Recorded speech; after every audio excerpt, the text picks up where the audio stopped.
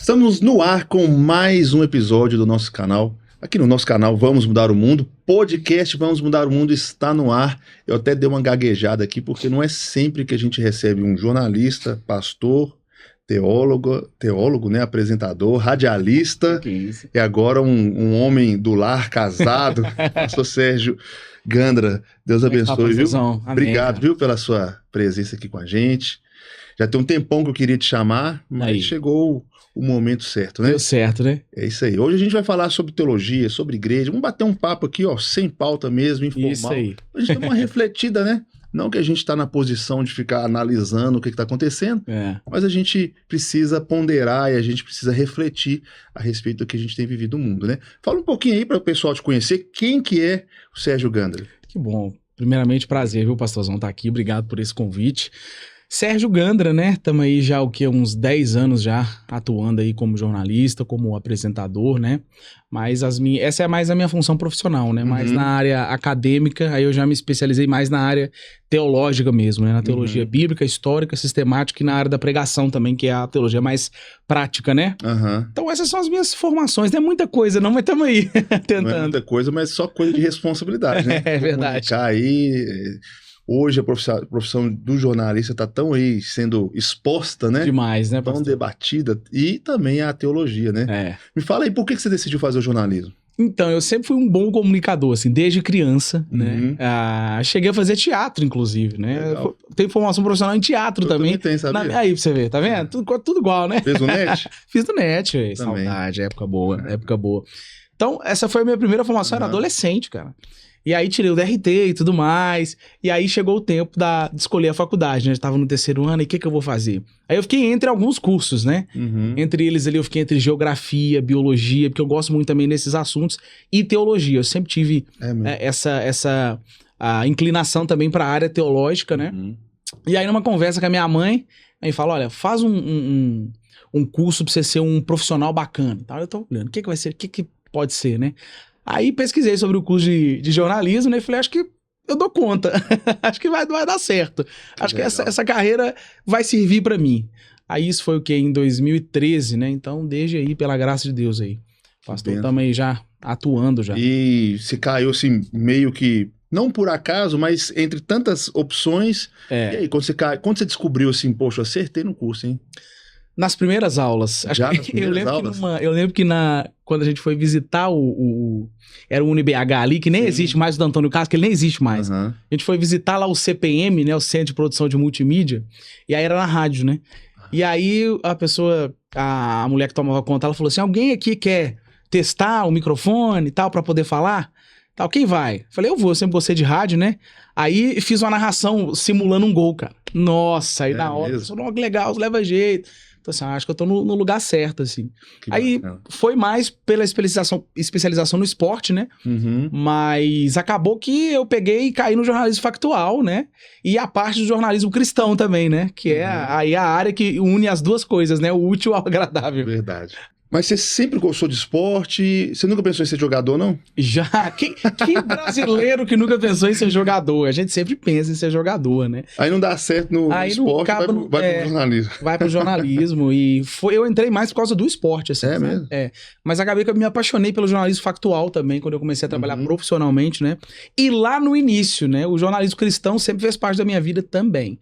E nunca quis TV. TV me perseguiu a vida toda, eu nunca quis TV, sempre quis trabalhar no rádio mesmo, mas fiz TV a minha vida toda, cara, apresentando. Eu já sei o que é, né, por a gente ter trabalhado junto, mas explica pro pessoal, o que é esse jornalismo cristão? Então, o jornalismo cristão ele é uma parte do jornalismo, onde você tem um conteúdo ali mais propriamente pro público cristão. Não necessariamente, às vezes ali a gente tinha um programa, por exemplo, o De Tudo Um Pouco, né, que era um programa falava sobre tudo, sempre feliz, fala sobre tudo, né, sobre ciência, sobre a vida com a mulher, vida de casa, casamento, todas essas coisas, né? E o jornalismo cristão, ele se atém às boas novas, né? O jornalismo cristão, ele sempre tá noticiando uma parte diferente desse jornalismo factual que a gente tem, né? Eu gosto dos dois, né? Mas o jornalismo cristão, bom que como a gente, como cristãos, né? A gente sempre a gente gosta de fazer o que a gente faz, né? Então o jornalismo cristão, ele me deu essa praticidade, pastor, esse privilégio de estar fazendo as duas coisas ao mesmo tempo, assim. Legal. Então, quando eu entrei, assim, eu falei assim, é isso aqui que eu quero mesmo, assim, e consegui trabalhar com esporte cristão também, fiz essas coisas, assim. Deus uniu, assim, Tudo, né? assim, tudo, impressionante, assim, impressionante, eu Então, falo isso assim. O jornalismo cristão, então, pega tudo que tá acontecendo, só Sim. que narra, informa sobre Isso. um olhar Sobre uma cristão das perspectiva coisas, cristã das Legal. coisas, né? A gente foca em outro tipo de coisa, né? Uhum. Porque hoje, normalmente, o jornalismo factual, ele pinga sangue, né? Ele pinga sangue, né? Verdade. O jornalismo cristão já não vai mais para essa área, né? A notícia tem que vir adornada da pregação do evangelho, né? A verdade é essa. Que E legal. sempre com uma perspectiva diferente, né? A gente pega uma notícia, explica aquilo ali sob uma visão cristã, né? E eu produzi muitos programas ali, pastor, junto com você também ali. Nesses programas a gente chamava, ó, vamos chamar aqui, isso é uma das coisas mais legais, assim. Vamos falar, por exemplo, a guerra entre o Hamas e o Israel. Então vamos chamar um cientista político e um pastor. Aí, sobre essas duas perspectivas, assim. Isso é muito legal, assim, porque o público cristão, ele fala, olha, legal, assim, não é só aquele evangeliquez, mas é algo legal que explica sobre uma perspectiva bíblica. Até porque hoje muitas pessoas ainda têm essa imagem de que o cristão, ele é alienado, né? Ele não sabe o que está acontecendo no mundo. A gente pode se inteirar, mas sempre partindo sobre essa perspectiva, né? De encarar as coisas da forma com que o evangelho vê, né? Foi trabalhando com o jornalismo cristão, ô Leandro, que eu conheci eu percebi que o mundo cristão, ele consegue ter gente bacana na área, sabe? Legal. Médicos capacitados, cientistas capacitados, esportistas capacitados, sabe? Isso é muito legal. Então, as conversas sempre giravam em torno de um determinado assunto, a gente trazia um profissional cristão para falar, faz isso. Então, é isso, cara. O crente, ele pode estar em todas as áreas da sociedade. Era o que os primeiros cristãos faziam, né? Era, inclusive, os fundadores da nação americana, né, os pais peregrinos que saíram da Inglaterra e foram para os Estados Unidos, foram grandes fundadores de universidades, né? Aqui cabe a falar nesse assunto, né? A Universidade de Harvard, todo mundo conhece, né? Esse nome Harvard é em homenagem a um reverendo congregacional, um pastor que é John Harvard, né? Que contribuiu muito ali para a fundação da universidade, né? Então o cristão, ele sempre teve esse viés de estar na sociedade, ele inserido na sociedade pregando o evangelho. Da década de 90 para cá, que o evangélico, às vezes, ali, ele teve a separação total do mundo, não só por questão do pecado, mas em cultura também. Prega a separação total, não faz nada, não fala nada, não conversa com ninguém. Isso é mais moderno, né? Legal. Às vezes, eu até falo muitas vezes, às vezes a pessoa fala assim, eu quero ser um missionário e tal, pensa na África. E até mesmo para você ser um missionário transcultural, você não vai chegar lá assim, o que você sabe fazer? Eu sei orar, eu sei jejuar e sei ler a Bíblia. Você precisa chegar lá com uma profissão, você precisa oferecer algo, né? Seja um bailarino, uma bailarina, um fotógrafo e etc. Então, assim, de que forma que você acha que a gente pode mudar essa cabeça do próprio crente? Eu já vi gente falando, mas pra que eu vou envolver com tanta coisa? O mundo vai acabar mesmo. Jesus tá voltando mesmo? Jesus tá voltando. Pra que eu vou tentar acabar com a fome do mundo? Nunca vai acabar e etc. De que forma que você acha que dá pra gente não perder a nossa cosmovisão de saber que de fato tudo vai dar ruim mesmo, pra que Jesus volte, e a gente sabe da nossa cosmovisão, mas por outro lado, pra não deixar esse mundo decadente da forma que tá. Você acha que dá pra ter um equilíbrio? O cristão precisa se capacitar, pastor Leandro. Ele precisa estudar. Eu sou totalmente a favor dos jovens cristãos estarem envolvidos dentro da universidade, fazendo curso em engenharia, jornalismo, enfim, matemática, química. Nós precisamos estar inseridos. Sempre foi assim. Se você for olhar, pastor, a perspectiva histórica do protestantismo, eles sempre estiveram inseridos na sociedade. Eu vou mencionar mais uma pessoa aqui, Jonathan Edwards. Aquele grande pregador do século XVIII, daquele grande despertamento americano. Jonathan Edwards, pastor Leandro, ele não é estudado só como um pastor evangélico, não. Ele é estudado em todas as escolas e universidades americanas como um personagem histórico lá. Como uma pessoa que contribuiu para a fundação da nação americana. Então, Jonathan Edwards é esse papel, é o exemplo de cristão que nós podemos e temos que ser. Nós devemos nos capacitar. Ele era filósofo. Eu tô falando de um pastor e filósofo, né? E hoje o discurso filosofia não combina com nada com o cristianismo. Jonathan Edwards era um pastor e um filósofo, né? Então, ou seja, ele se capacitou secularmente e usou o seu conhecimento secular para a glória de Deus. Então, o cristão, como que a gente vive para a glória de Deus? É o tempo todo lendo a Bíblia e orando? Também. Mas com a nossa profissão? Também. Lutero falava isso. Olha, louve e honre o nome do Senhor com a sua profissão, seja ela qual for. Legal. Então, a gente tem que se capacitar mesmo, estar inserido na sociedade. Você falou dos missionários, é engraçado, né? Hoje os missionários, né? Os missionários modernos hoje em dia, eu sou missionário, né? Deus me chamou para as nações. Para onde você quer ir? É dois destinos, é Europa ou Estados Unidos. Orlando. Eles nunca querem ir para a África, eles nunca querem ir para a Índia. Então, assim, tá inserido também nessas sociedades. Eu conheço um pastor batista que tá ali no meio ali do Oriente Médio ali, sabe? É complicado, né? Esse chamado missionário é complicado. Eu penso, olha, Deus não me chamou para isso, mas se ele chamou uma pessoa, ele capacita essa pessoa. E como que essa pessoa, ela se torna capacitada? Conhecimento. Estudo. Até porque uma pessoa que está sendo evangelizada, ela vai olhar você todo. Ela não vai olhar só o que você está falando. Ela vai olhar o que você faz, de que você trabalha, com quem que você mora, com quem que você anda. Você sabe do que eu tô falando. Isso o povo cristão sabe. Você vai pregar o evangelho, a pessoa exige de você um bom testemunho, que você seja um bom profissional, um bom estudante, um bom marido, uma boa esposa, um bom solteiro, um bom noivo. Então, assim... Verdade. É uma responsabilidade grande. A pregação do evangelho, ela pega todos esses sentidos, pastor Leandro, sabe? Do profissional até a mensagem direta do arrependei-vos. Nós levamos na nossa igreja uma família de missionários antes deles embarcarem para a Índia, um país totalmente fechado e tal. Tem 3 anos que eles estão lá e sequer falaram a palavra Jesus. Por quê? Eles estão ainda se contextualizando, mergulhando na cultura. Ela foi como uma bailarina profissional que era aqui no Brasil. Ele foi como um fotógrafo profissional que era no Brasil. E estão lá dando palestras, falando sobre fotografia, sobre comunicação, sobre balé, para depois, no momento oportuno, entrar, né? Pregar, né? Então a gente tem que ter essa estratégia, né? Não é errado ter estratégia, né, pastor? Claro que não. Eu acho que deve ser assim, né? Imprudência, ela gera mau testemunho, pastor. Essa é uma verdade incontestável, assim. E quando você gera um mau testemunho para um descrente, você fecha o coração dele ainda mais. Nós cremos no poder do Espírito Santo e Deus quer usar nós para pregar o evangelho. Uma vez Jesus falou com Paulo assim, olha, eu tenho eleitos nessa cidade, Paulo, e como eu vou usar você? Você vai lá pregar para mim. Você vai lá. Então, nós somos as cartas vivas de Cristo, né? Verdade. Então, nós precisamos anunciar esse evangelho de várias formas. E o evangelho sempre tem que ter esses pontinhos aqui. A depravação total do homem, o amor de Cristo e o juízo final. Esses 3 pontos tem que ter. Porque não adianta também ser... tô pregando o evangelho de um jeito aqui, aí é só abraço e beijo. Também não adianta. Muita estratégia, não, mas tem que falar. Tem uma hora que você tem que falar. A essência, né? E ganhar a confiança de uma pessoa é muito sublime, sabe, pastor? Pra gente pregar o evangelho. Você ganhar a confiança de uma pessoa, e normalmente você ganha a confiança de uma pessoa quando ela começa a contar problema pessoal dela.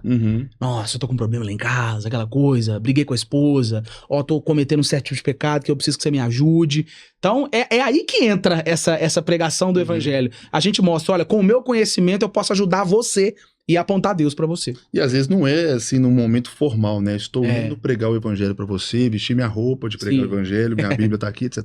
Às vezes você tá num restaurante com a pessoa, às vezes totalmente. Você tá trazendo pro nosso contexto, né, para os jovens, às vezes você tá ali numa tarde de Xbox, um videogame, né, num futebol e etc. Você falou, e eu gosto muito de falar sobre isso, sobre a importância dos jovens entrarem na faculdade. Recentemente foi um pouco debatido, né, até porque a gente sabe como que as universidades estão. Na minha época não era tão assim, mas apesar de que eu ainda percebo certas doutrinações que hoje, com outros olhos, eu vejo que foi feita, né? Mesmo que há 10, 15 anos atrás, tô meio velho, né? A época que eu entrei na faculdade. Mas você acha que mesmo da forma com que as universidades estão, os pais, os pastores precisam investir e enviar? E quais cuidados tomar ao enviar os seus jovens para a faculdade? Pastor, a gente passou pela universidade, né? Eu creio que o jovem, nesse momento, ele deve estar ali. Se ele tem ali uma vontade de ser um profissional capacitado, ele deve estar nas universidades por mais secular que ela seja. Nós precisamos... Sempre foi assim, pastor. Sempre foi. Historicamente, os crentes sempre estiveram no meio. Uhum. Eu não vou aqui nem citar os evangelhos, não vamos pegar a parte histórica do protestantismo. Sempre foi assim. Digo e repito, nós tivemos grandes formadores de universidades. Quem? Foram os crentes protestantes. É gente crente. Uhum. Citei aqui John Harvard, poderia citar outros também. Então, assim, o cristão deve estar ali. Ele tem que se preparar como? Psicologicamente, espiritualmente para estar ali. Ele tem que conhecer a Bíblia. A gente passa pela universidade e ali dentro, né? Eu lembro que eu escutava muito isso antes de entrar para a faculdade. Cuidado, porque ali é um celeiro de perversidade, né? Então você entra assim, tremendo na universidade. Eu olhava aquilo e não era nada do que eu via de diferente na rua. Gente, vocês vão na universidade, não é nada diferente de você ver uma conversa num bar. Não é nada diferente. Uma festa de família, às vezes, né? Uma festa de uma família. Às vezes a pessoa sai desse contexto e tá com medo de entrar na faculdade. Então não tem nada diferente do que a gente já tá vendo na rua, no centro. Vai no centro de Belo Horizonte, você vai ver igual. Não tem. Então, assim, eu acho que isso é muita conversa, sabe, assim, pastor? Isso soa um pouco de covardia da parte da igreja, privar os jovens de estarem na universidade, ao invés de preparar os jovens para estar na universidade. Faculdade não desvia ninguém, pastor. Faculdade não desvia ninguém.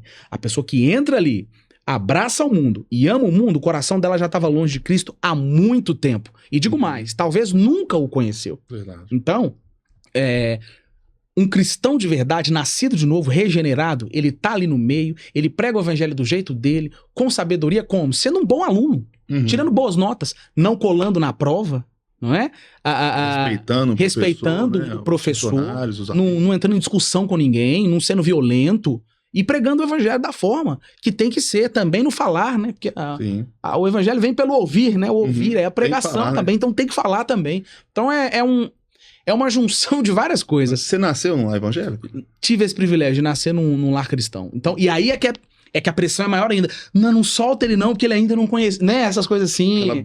Você foi criado numa bolha, assim? Não, porque eu nasci na periferia, pastor. Eu nasci na periferia. Eu ficava o dia inteiro de pé no chão, jogando bola na rua. Ali na zona nordeste de Belo Horizonte, ali, Paulo VI, Ribeiro de Abreu. Sim. Ali. Então, jogando bola na rua. Entende? Escola pública. A vida toda. Pública, a vida toda. Vendo as piores coisas possíveis. Já na escola, já na minha época, que não era tanto, hoje tá pior, né? Já na minha época, já via essas coisas. Então, quando eu entrei na universidade, eu não via nada de muito diferente do que eu já tinha visto, do que um jovem cristão que nasce dentro da periferia. Conversa com um jovem cristão que nasceu na periferia, ele já viu de tudo. Já viu gente morrer na frente dele, essas coisas, eu já vi. Então, assim, essas coisas, assim. Nada assusta, né? Nada assusta mais quando você é um jovem cristão no meio da periferia, sabe? Então você brinca ali no meio de gente que tá, às vezes, envolvida no crime, e você tá ali brincando de bola, porque eu tô falando de adolescente, viu? Brincando de bola ali. Então, na minha época, já tinha essas coisas. Então não assusta não, acho que o jovem precisa estar preparado mesmo, ele precisa conquistar a área profissional também e nunca se esquecer do evangelho, é só isso, é porque o evangelho faz parte da nossa vida. Já teve algum momento assim de estar frio com Deus? Claro, sempre. Dar aquela volta no Egito? O crente verdadeiro, se ele falar com você, olha, eu nunca fiquei frio, não, tá acontecendo alguma coisa, que isso acontece, isso é comum, nós somos seres humanos, nós erramos. A gente às vezes tá com preguiça mesmo de ter vida com Deus, de ler Bíblia, de estudar a Bíblia. Tinha hora nos momentos da pós-graduação, né? Isso, anos atrás, eu falei, não aguento mais, eu vou chutar o balde, que eu não tô dando conta mais. É muita responsabilidade, é muita pressão, é muita coisa. Mas aí você respira um pouquinho, não toma nenhuma decisão rápida, uma decisão de cabeça quente. Mais frio a gente fica, assim. E é nesse momento que a gente tem que buscar o Senhor mesmo. Nos momentos bons e nos momentos ruins, né, pastor? E quando a gente o busca, ele é galardoador, né, daqueles que o buscam. Eu sempre falo, quando muitos jovens vêm conversar comigo, eu tô num momento ruim e tal, eu falo, não tem problema nenhum a gente passar por momentos assim. O erro é quando o momento se torna uma vida. Prática, né? Uma vida. Então, momentos a gente tem, eu já cansei. Às vezes as pessoas acham que a gente como pastor e tal, não faz também. Eu falei, meu filho, já teve vezes que eu subi aqui sem querer pregar. Já vim pro culto sem querer estar no culto. Exatamente. Mas a gente sabe que não tem outro lugar para ir. Sim, que não tem outro caminho. Sim. Então eu vou fazer o quê? Eu tenho que ir. Então tem dia que nós vamos no amor, tem dia que nós vamos na obrigado, né? Eu sempre cito essa frase, você é bom nisso, de saber quem que é o autor da frase, eu nunca lembro. Tem dia que a gente tá correndo, tem dia que a gente tá andando, tem dia que a gente tá rastejando. O importante é a gente tá, se não me engano, não sei agora, não lembro. Já ouviu essa frase? Já lembro. Eu lembro que, talvez não seja, mas eu lembro que o Hernandes Dias Lopes falou essa frase. Deixa na conta dele, Pronto, põe no Hernandes. Pronto. Então, assim, tem dia que a gente tá rastejando. O importante é a gente continuar indo, né? É estar, porque a vida cristã, pastor Leandro, ela não é assim, ó. Ela não é assim. Ela é assim. Uhum. Ela é assim. E o importante é a gente continuar. É não parar. Vai ter dia. E qual é a... Isso é importante, esse assunto que você tocou, porque qual é a importância e qual é a prova de que um cristão ele é nascido de novo? É quando você é crente, quando Deus não tá respondendo nada, quando parece que Deus não existe, quando tá tudo dando errado. Nossa. Essa é a prova que você é um cristão. É quando você continua caminhando com Cristo, quando ele não responde mais, quando você sente que você tá sozinho, quando as coisas estão dando errado, quando muitas vezes o seu casamento tá em crise, a vida profissional também, você continua ali. Essa é a prova de alguém que fala, Deus, realmente sem você, eu não consigo mesmo, porque eu sei que lá na frente isso vai dar certo. Eu me lembro, pastor, como criança, criança, todo filho de crente aqui vai entender o que eu tô falando, tem hora que você tá de saco cheio, você não quer ir pra igreja de jeito nenhum, cara, mas o pai te obriga e a mãe também. Lá no fundinho, mesmo bravo com a minha mãe, mesmo bravo com o meu pai, lá no fundinho, eu criança, eu lembro disso, assim, eu olhava, assim, aí eu olhava pra cima, assim, sabe quando você tá viajando com o olhar, assim, e você sai da órbita? E eu pensava assim, eu sei que daqui uns 20 anos eu vou lembrar disso daqui. E vou agradecer os meus pais. Eu lembro disso como se fosse ontem. Porque a mãe fala, você ainda vai me agradecer por isso. Uhum. E eu lembro, eu já mais velho, né? Falei, mãe, eu queria te agradecer por isso. Agradeço até hoje meu pai, né? Por essas obrigações, né? Você vai ter que ir no culto sim. Eu quero ver televisão, tem um programa tão bom aqui não. Levanta, toma banho. E eu bravo, sentado na cadeira, o pastor ficava de pé, eu ficava bravo com o pastor também, que não aguentava mais. Mas lá no fundinho eu sabia que eu um dia iria agradecer os meus pais e a graça do Senhor que me salvou, pastor. E hoje estamos aqui, né? Legal. E isso aí vai dar um corte legal, viu? A prova de que você é uma pessoa de fato convertida é quando Deus se silencia e você tá tudo dando errado. Ali, né? Uhum. Legal. Um bom tempo da minha vida, eu sempre falo que eu tive duas caras. Eu permaneci na igreja, mas tinha uma vida ali nos bastidores. Eu lembro do seu testemunho de conversão, seu testemunho é legal. Tinha uma vida nos bastidores. E eu lembro que às vezes eu chegava de uma festa 6 horas da manhã, 7 horas da manhã, 8 horas da manhã, minha mãe estava na porta. Escola dominical. Isso com 18 anos, 17 já mais anos, velho, 16 né? anos, isso já mais velho. Uhum. E ia arrastado, ia com raiva. E hoje eu agradeço também, quero aproveitar o momento para agradecer. Aí, que lindo. Né, porque a palavra de Deus não volta vazia, né? Verdade, irmão. Então, que diferença que faz, até fica um apelo aí, às pessoas que hoje têm negligenciado a escola dominical, né? Totalmente. Assim, eu frio com Deus, eu tinha acabado de ir na festa, às vezes estava até de ressaca, mas estava sentado na escola dominical. Que bênção. E por que eu tô falando disso? Hoje a gente tem uma pedagogia muito do entender, não, meu filho não quer... Ele tá cansado, não leva ele hoje na igreja. Às vezes os pais até oferecem, meu filho, você estudou tanto essa semana, não vai na igreja hoje. Incentivo. Você acha que o pai tem que obrigar o filho a ir? O filho, criança e adolescente, ele deve ser... Eu vou arrumar problema com isso aqui, hein? Ele deve ser obrigado a ir à igreja. E como eu digo nessa obrigação? Porque o pai é uma autoridade dentro da casa, o pastor Leandro. O senhor é pai, o senhor sabe disso. Eu não sou pai. Então com qual experiência você tá falando? Porque eu fui filho. Eu sou filho. E eu fui obrigado pelos meus pais. Então aqui hoje tá um pastor protestante que ama a teologia, ama a Bíblia, tem os seus altos e baixos, mas tá aqui tentando. E você também é resultado disso. Então eu creio que os pais, mãe e pai, devem obrigar a criança e o adolescente a ir na igreja. E o obrigar junto com a explicação. Por que você tá indo na igreja? Por que eu estou te obrigando a ir comigo? Por que você deve seguir a Cristo? Por quê? Agora, chega um momento, e isso eu também me lembro como se fosse ontem, né? Olha só isso aqui, hein, pastor? Eu lembro disso como se fosse ontem. Todos os dias, meu pai no domingo à noite falava, levanta do sofá e vai tomar banho pra ir pra igreja comigo. E eu não queria. Um belo dia ele passou rápido, assim, na minha frente, indo pro culto, biblinha debaixo do braço, junto com a minha mãe. Os dois passaram calados, assim, e não falaram nada. Aí eu tô assim, ué? Aí eu pensei, fica calado. Só que eu fiquei tão incrédulo com aquilo, porque aquilo acontecia toda semana. Eu virei pros meus pais e disse, vocês não vão me chamar, não? Eu estava com 16 anos. Eu lembro disso como se fosse ontem. Minha mãe virou e falou assim, você já é dono do seu nariz. Já tá na hora de você realmente tomar uma atitude. A gente ensinou você até aqui. Agora é o momento de você seguir. Aquilo mexeu muito comigo, porque aí quando eu fui andar com as minhas próprias pernas, eu vou te falar sério, o cristão, quando ele nasce na igreja, quando ele é um eleito de verdade, pastor, quando ele é nascido de novo, ele tenta abraçar o mundo, você sabe disso e não consegue.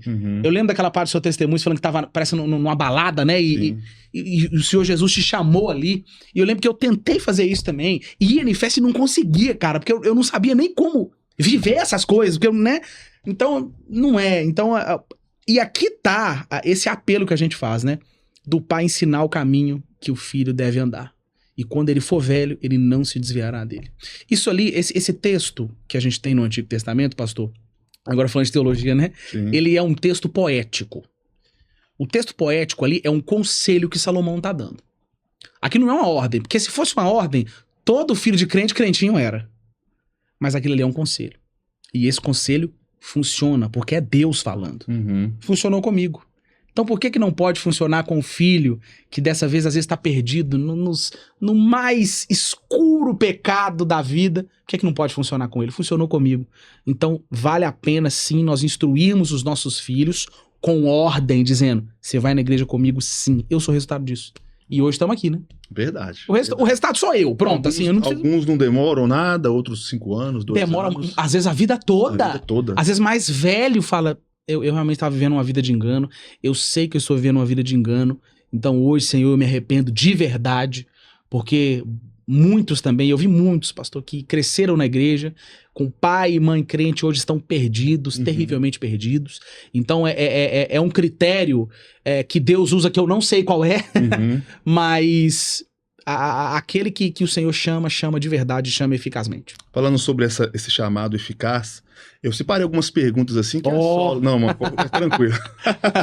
Que assola muitamente o imaginário de muitos cristãos, e algo que é muito importante hoje, que infelizmente as pessoas não têm, é a segurança, a certeza da salvação. Você tem convicção da sua salvação? Por quê? Isso por que nós podemos ter? Isso, que pergunta bacana. Eu sei que essa pergunta, pastor, ela passa na mente de várias pessoas. A primeira coisa que nós temos que entender é quem concede a salvação.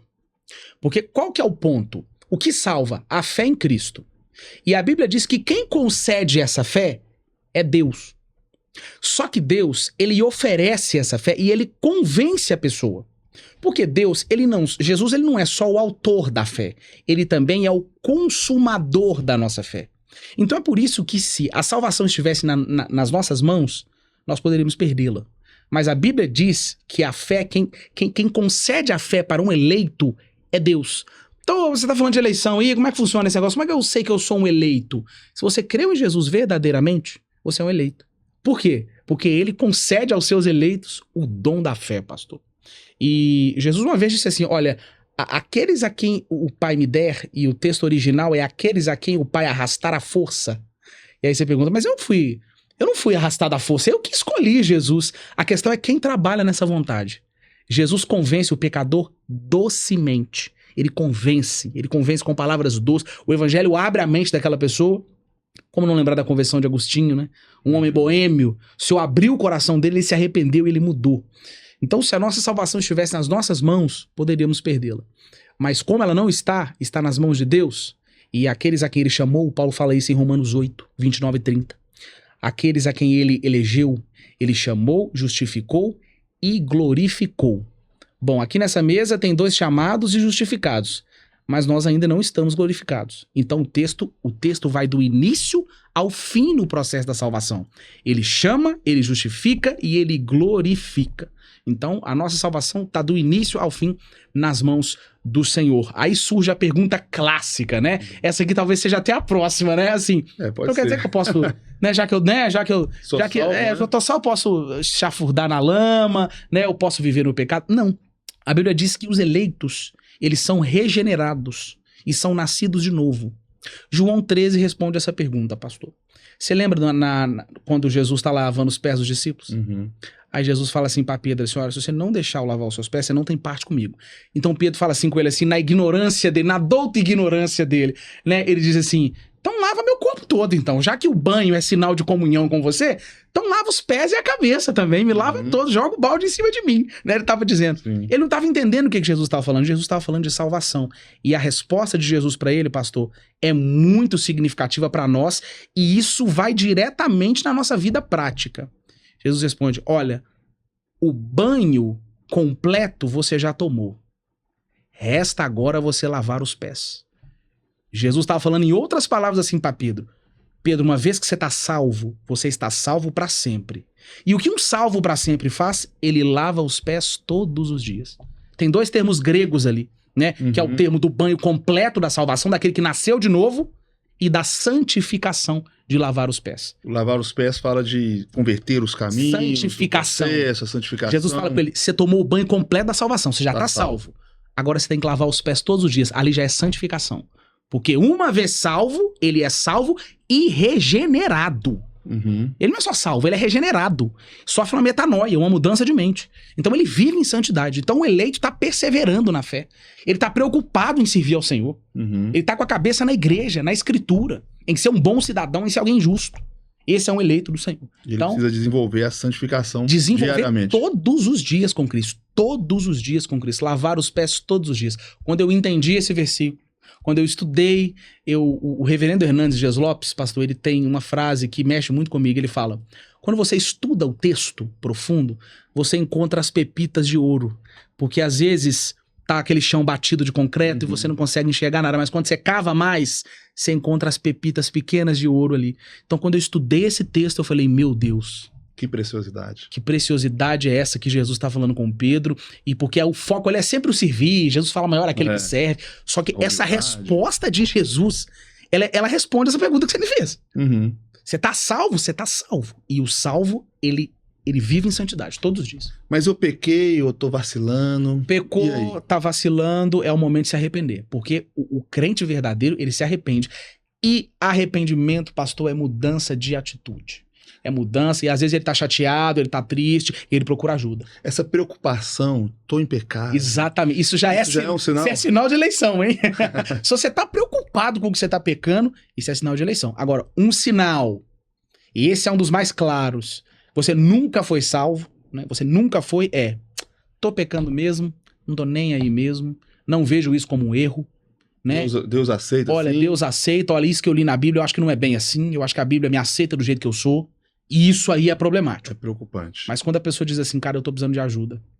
Eu amo quando um jovem pastor chega pra mim e fala assim, pastor, eu tô precisando de ajuda. Eu falo, ufa, ainda bem que você não tá achando que você não tá precisando. Que eu também tô e nós estamos. Então, essa preocupação de eu quero sair disso, tô preso em algum pecado sexual, na mentira, na inveja, eu preciso sair disso, me ajuda. Isso é um sinal de que Cristo chamou você, porque você está preocupado e o Espírito Santo que habita dentro de você está gemendo, dizendo, não é assim que eu quero você. Então, quantos testemunhos, pastor, a gente encontra da pessoa que estava lá no maior pecado, no momento, praticando o pecado na hora lá, e sente o Espírito Santo falando com ele, olha, não é para você estar aqui não. Você sabe que seu lugar não é aqui, você é meu. Então, o eleito, pastor, ele sente no fundo, assim, o Espírito Santo geme dentro dele falando, olha, você é meu e não é aqui que é o seu lugar. Muda de vida. Muda, sai disso, larga, corre. Então, esses processos que envolvem a salvação é bacana. Eu lembro que na época ali, final de 2009, começo de 2010, eu estava tão mergulhado assim no pecado, não esses pecados, nunca matei, nunca roubei, nunca me aprofundei em drogas, mas uma vida... entre aspas, normal pro mundo, né? Típico jovem ali. Típico jovem, etc. Que eu cheguei a pensar, olha, se Deus escolhe pessoas, eu acho que ele não me escolheu. Eu acho que ele não me escolheu. E aí eu fiquei com isso, porque eu não conseguia. Eu sabia que eu tinha que estar na igreja, eu sabia que tinha que estar orando, eu sabia tudo que tinha que fazer, porque eu fui ensinado nisso. Sim. Mas eu não conseguia. E você falou isso sobre estar ali no momento e bater aquele arrependimento, aquele... sentir fora da água, né? Eu lembro que na época da minha formatura, até falei isso no testemunho, em vez de participar da festa de testemunho, da festa de formatura, eu e alguns amigos, nós fomos pra Argentina.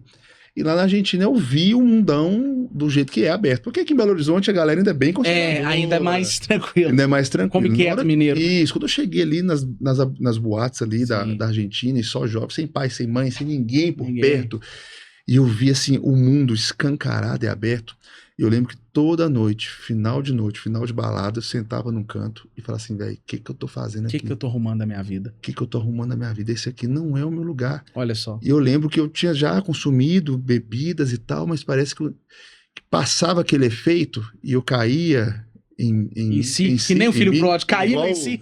Igual o filho pródigo, eu falei assim, velho, eu não tô me sentindo bem. Esse é o sentimento. Não é o meu lugar. Isso foi em julho, primeira quinzena de julho de 2010. Quando foi dia 4 de agosto de 2010, foi onde eu fui para essa boate e dentro da boate eu tive um encontro com Jesus. Olha só. No dia seguinte, eu estava na igreja, ouvindo aquele louvor, Deus me ama, e eu senti pela primeira vez, porque eu nunca matei, nunca roubei, nunca prostituí, nunca nada. Eu não achava que eu era Tava bem de profissão, formando, com emprego garantido, família bonitinha, o típico cidadão de bem, né? Pra mim tava tudo tranquilo, mas na hora que eu ouvi aquela música, e eu tinha tido uma revelação de quem Jesus era um dia antes, e eu percebi quem que eu era, foi pela primeira vez que eu me senti imundo, sujo, pecador. Mas quando eu voltei a me olhar para Jesus, e aí ele me envolveu com um amor tão grande, que eu fui entender aquela música, aquele corinho, né, com base em Romanos 8, se não me engano, quem nos separará do amor de Deus? Do amor de Deus. E fui entender, gente, como eu falei que Jesus te ama para tantas pessoas, mas eu mesmo não tinha provado o amor dele. Olha só. Eu entendi que, naquele momento, o amor dele me envolveu de uma forma tão enraizada, tão profunda, que nada pode me separar desse amor. Nem as boates argentinas. Nem boate, nada. Nem mulher, nem droga, nem as minhas tentações, nem as fraquezas. E desde então tive vários momentos, mas que não deixaram de ser momentos.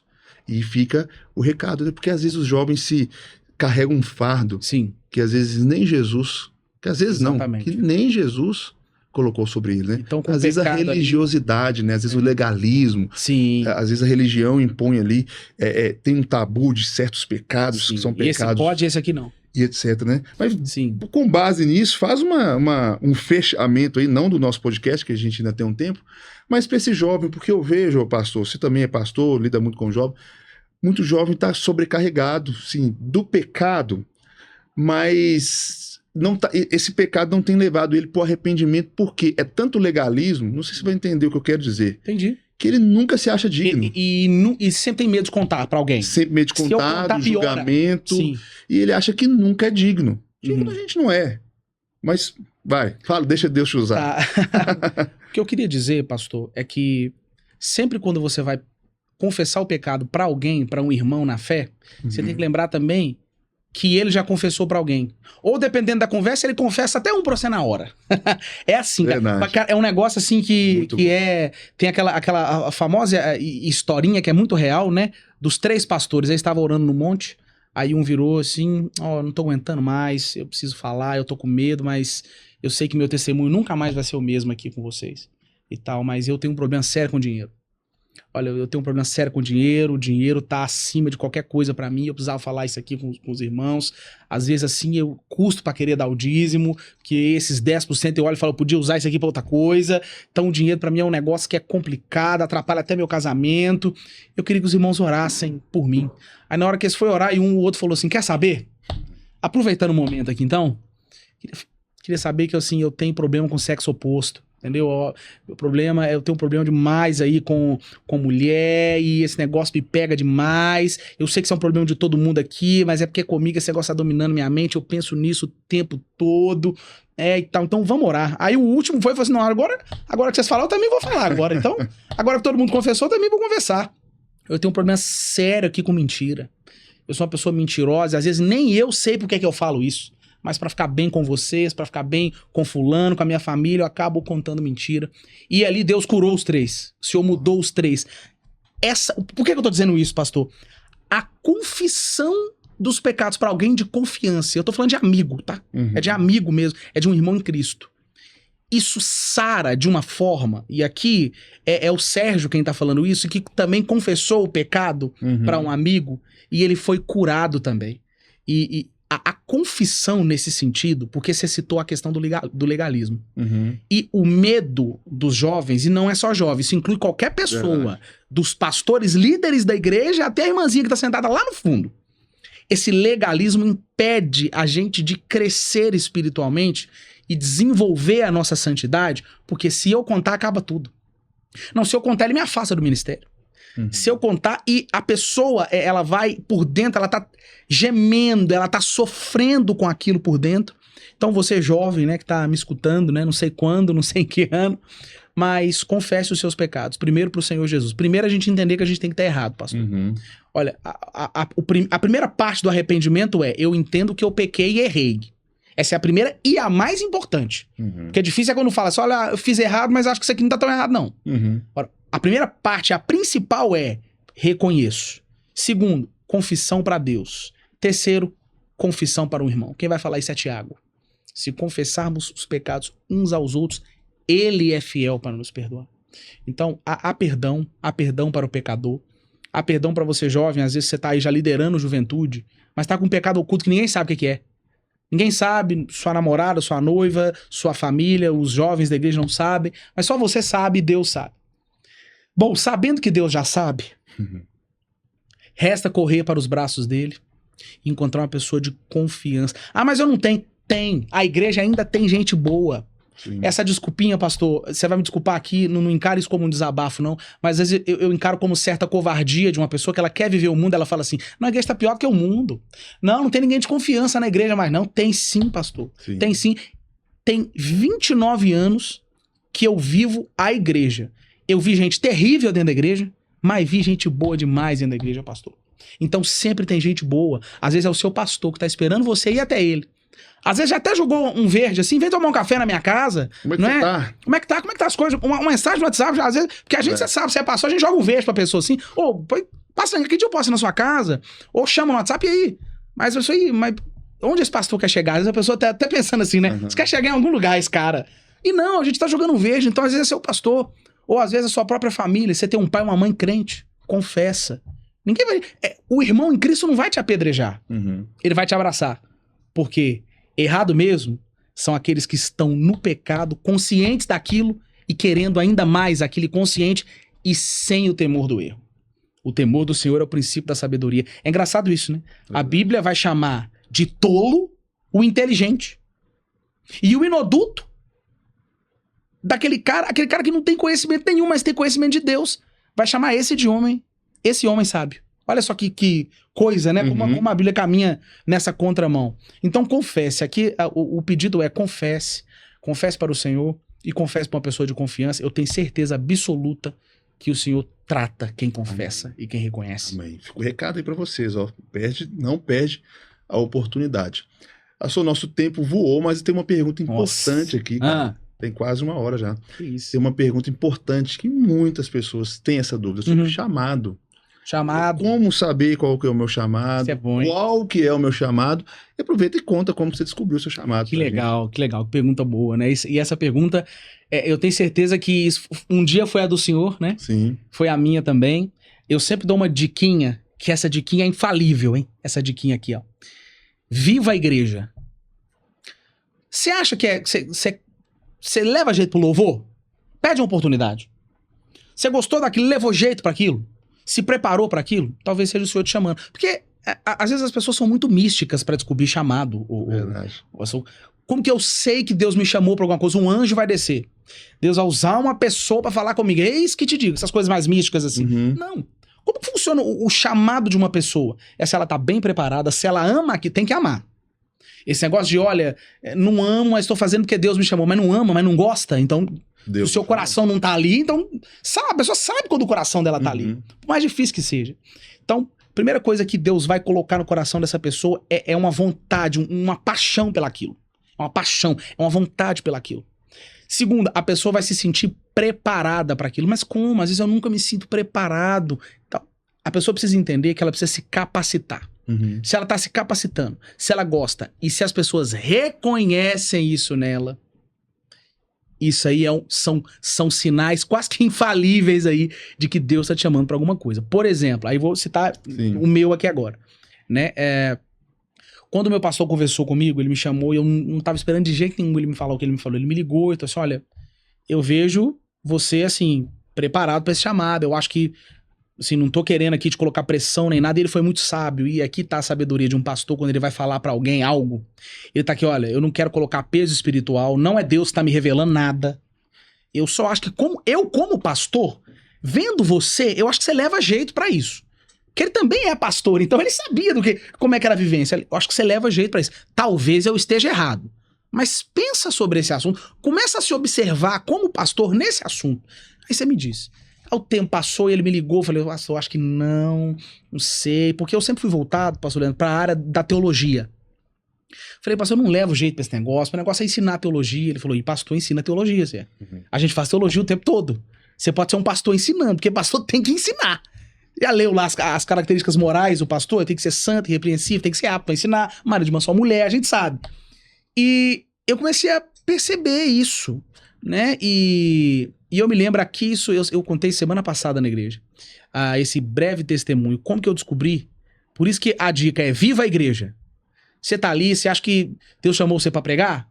Olha aí, começa a estudar sobre isso, começa a ver uns vídeos sobre isso, estudar alguns livros sobre isso, ler alguma coisa sobre, se é pra cantar, vê sobre isso aí, pede uma oportunidade, porque a igreja, nenhum crente vai falar assim, não, esse ministério aqui, porque a igreja tá precisando de gente, cara, a igreja tá precisando de gente, quer servir no louvor, o líder do louvor, oh, meu Deus, obrigado, Senhor, nossa, vem, quer servir no Kids com criança, quer lá no Kids, né, no ministério infantil da igreja, tem certeza que a líder vai falar, não, estamos precisando de gente aqui, hoje você pode fazer isso aqui, né, então, primeiro, faça, gostou daquilo? Isso já é um sinal, aí eu tô falando dos sinais ordinários, né? É um sinal que Deus tá chamando você para aquilo.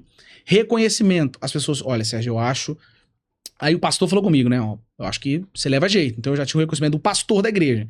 Mas a Bíblia diz que a igreja precisa reconhecer. Porque não adianta o pastor reconhecer, as ovelhas não adiantou nada.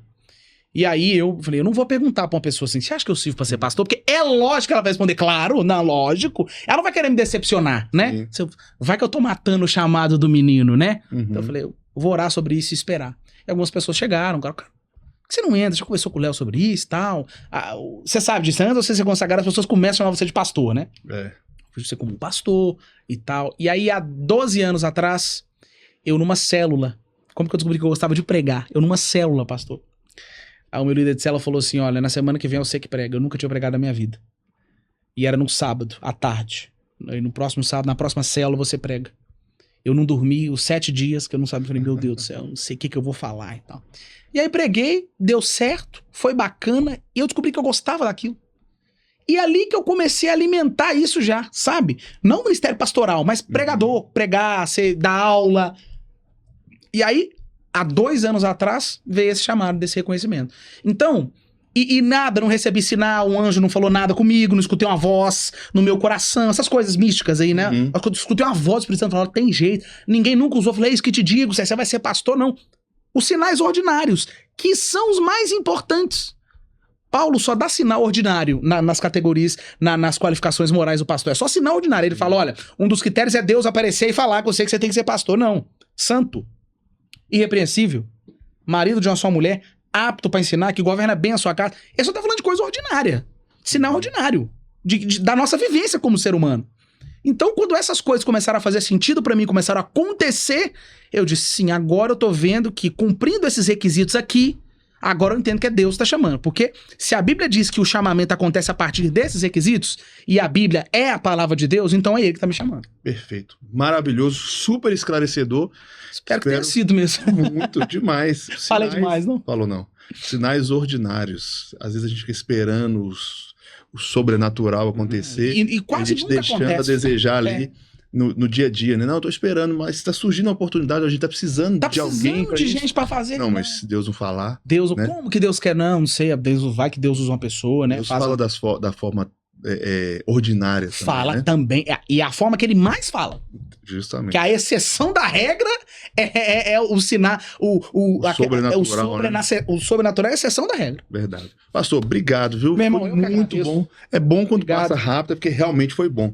Espero que vocês tenham gostado. Obrigado. Vamos voltar mais vezes. Deus possa te abençoar. Amém. Na sua carreira profissional, no seu ministério, no seu casamento. Tá novinho, 2 meses, né?